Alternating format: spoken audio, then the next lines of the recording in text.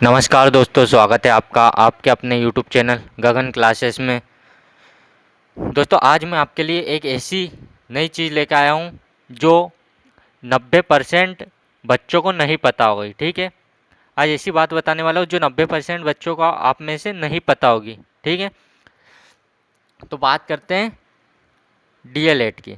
देखो दोस्तों, जो डीएलएड है वो एक नहीं बल्कि दो प्रकार के होते हैं। ठीक है, एक तो नॉर्मल डीएलएड जिस पे आप देख रहे हैं, ये राज्य शिक्षा केंद्र की जिसके अभी फॉर्म अप्लाई हो रहे हैं, फॉर्म भर रहे हैं कुछ बच्चे। ठीक है, यहाँ पर आप देख सकते हैं जिसने फॉर्म अप्लाई नहीं किया वो फॉर्म अप्लाई करते हैं।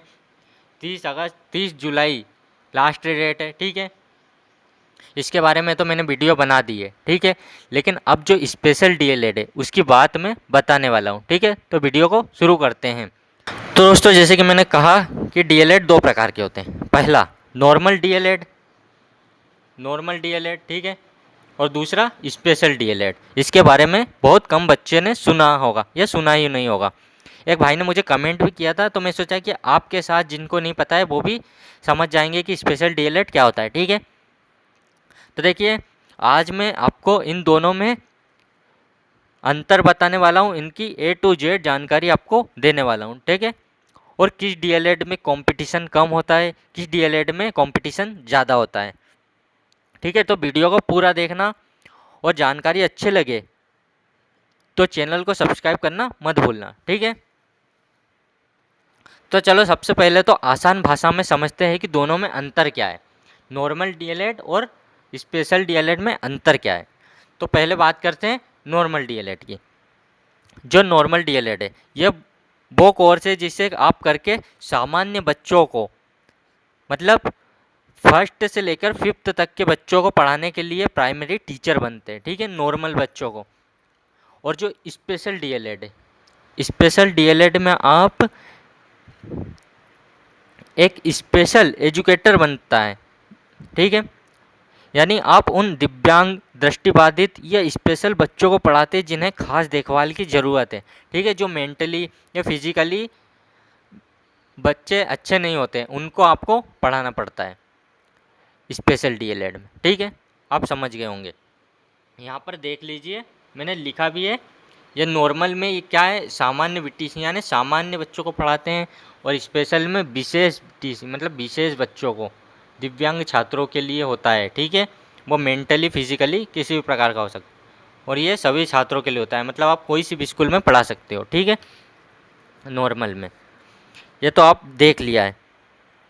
अब इनमें बड़ा अंतर ये है कि जो नॉर्मल डीएलएड है उन उन बच्चों को, नॉर्मल डीएलएड करने वाले बच्चों को राज्य सरकार कंट्रोल करती है। ठीक है, लेकिन जो स्पेशल डीएलएड है, जो स्पेशल डीएलएड करने वाले बच्चों उनको भारत सरकार की संस्था जिसका नाम है आरसीआई वो कंट्रोल करती है। ठीक है, यहाँ तक आप समझ चुके होंगे।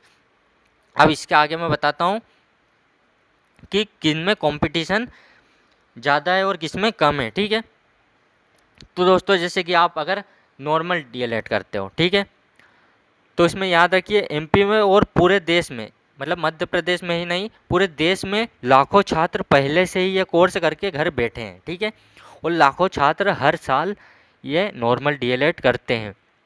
और जब भी वर्ग 3 की भर्ती निकलती है ना, वर्ग 3 की भर्ती निकलती है तो एक एक सीट के लिए हज़ारों बच्चों से लड़ना पड़ता है। ठीक है, नॉर्मल डीएलएड में, और इसका कट ऑफ भी काफ़ी ज़्यादा जाता है। लेकिन वहीं अगर हम बात करें स्पेशल डीएलएड की, तो स्पेशल डीएलएड में सुप्रीम कोर्ट सरकार द्वारा बड़ा नियम है, बनाया गया है। ठीक है, कि अब हर सामान्य स्कूल में भी कम से कम एक स्पेशल टीचर होना ज़रूरी है। ठीक है, जो कि स्पेशल बच्चों को पढ़ा सके, इसलिए एक स्कूल में एक स्पेशल टीचर होना तो ज़रूरी है। ठीक है, एमपी में इसकी वैकेंसी आती है स्पेशल डीएलएड की, पर इससे स्पेशल डीएलएड करने वाले बच्चे बहुत कम होते हैं। ठीक है, इसका कट ऑफ भी ज़्यादा नहीं जाता है, कम ही जाता है। मतलब आपको आपके परसेंट अगर 75, 78 या 80% तक है तो आपका इसमें एडमिशन हो जाता है। ठीक है, लेकिन जो नॉर्मल डीएलएड है उसमें कट ऑफ काफ़ी हाई जाता है। ठीक है, मतलब कम से कम 80% तो होना ही चाहिए, तब आपका एडमिशन होगा या आप टीचर बन पाओगे। ठीक है। अब आप पूछोगे कि एमपी में इसमें एडमिशन के लिए कम से कम कितने परसेंट चाहिए गवर्नमेंट कॉलेज में। तो इसके गवर्नमेंट कॉलेज तो शायद एक ही है, मुझे पता नहीं है, मैं देख के आपको नेक्स्ट वीडियो में बता दूंगा। इसका पार्ट 2 लेके आऊँगा जिसको मैं अच्छे समझाऊंगा। ठीक है। ये तो अभी बेसिक जानकारी के लिए है। तो अगर आपको जानना है स्पेशल डीएलएड के बारे में तो मैं उसकी पूरी जानकारी पार्ट 2 में दे दूंगा, तो कमेंट कर देना और चैनल को सब्सक्राइब कर लेना। ठीक है। तो आप पहले तो बात करते हैं कि इनमें जो एडमिशन है उसके लिए कितने परसेंट चाहिए। तो सुनो भैया, जो नॉर्मल डीएलएड है उसमें हर ज़िले में एक डाइट कॉलेज होता है। ठीक है। लेकिन यहाँ पर सीट चाहिए तो 12वीं में कम से कम आपके 80+ % चाहिए, कम से कम बता रहा हूँ मैं। इस बार तो कट ऑफ काफ़ी हाई जा रहा है नॉर्मल डीएलएड का, लेकिन इसमें कम से कम 80+ तो % चाहिए। ठीक है। लेकिन जो स्पेशल है, स्पेशल डीएलएड, उसमें आपके 75+ में ही आपका एडमिशन हो जाता है। ठीक है, कि कॉलेज में। ठीक है। तो आप इतनी जानकारी तो समझ गए होंगे। अगर पार्ट 2 चाहिए तो मुझे कमेंट कर देना। और अब आपके ऊपर है कि आपको नॉर्मल डीएलएड करना है या स्पेशल डीएलएड करना है। ठीक है। दोनों के अपने अपने अलग फ़ायदे हैं, वो आपके हिसाब से आपको जो करना है वो कर सकते हैं। ठीक है। और आप में से ऐसे 90% बच्चे होंगे जिन्होंने इसके स्पेशल डीएलएड के बारे में पहली बार सुना होगा। ठीक है।